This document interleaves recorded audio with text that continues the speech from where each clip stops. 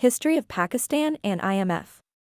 The International Monetary Fund, IMF, is an international organization that was created to promote international financial cooperation and exchange rate stability, facilitate the balanced growth of international trade, and provide resources to help member countries in need. Pakistan is one of the founding members of the IMF and has had a long and complex relationship with the organization. The IMF was established in 1944 at the Bretton Woods Conference, which was held to establish a new international monetary system after the end of World War II.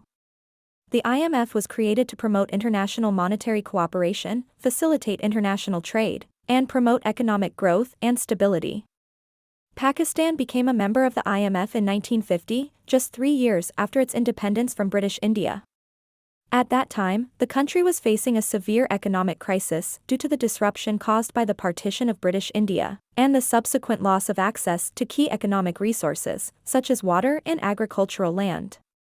In response to the crisis, Pakistan sought assistance from the IMF to stabilize its economy and promote economic growth. Since its membership, Pakistan has received financial assistance from the IMF on several occasions. The first IMF loan to Pakistan was granted in 1958, and since then, the country has had several agreements with the IMF. These agreements have provided the country with much-needed financial assistance and have helped to stabilize the economy during times of crisis. Pakistan and the IMF. Pakistan has had a complex relationship with the IMF. On the one hand, the country has benefited from IMF assistance, which has helped to stabilize the economy during times of crisis. On the other hand, IMF loans have often come with conditions that have been unpopular with the Pakistani government and people. One of the most controversial IMF programs in Pakistan's history was the Structural Adjustment Program, SAP, of the 1980s. The SAP was a set of economic reforms that were designed to address Pakistan's balance of payments crisis.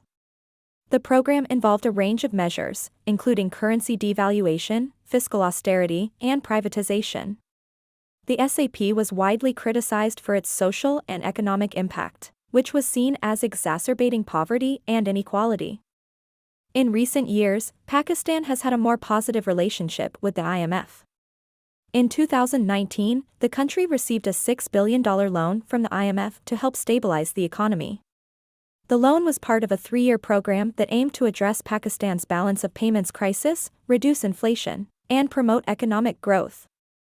The program also included measures to address structural economic issues, such as tax reform and the restructuring of state-owned enterprises. Conclusion: Pakistan's relationship with the IMF has been complex and at times controversial. While the IMF has provided much-needed financial assistance to Pakistan during times of crisis, the conditions attached to IMF loans have often been unpopular with the Pakistani government and people.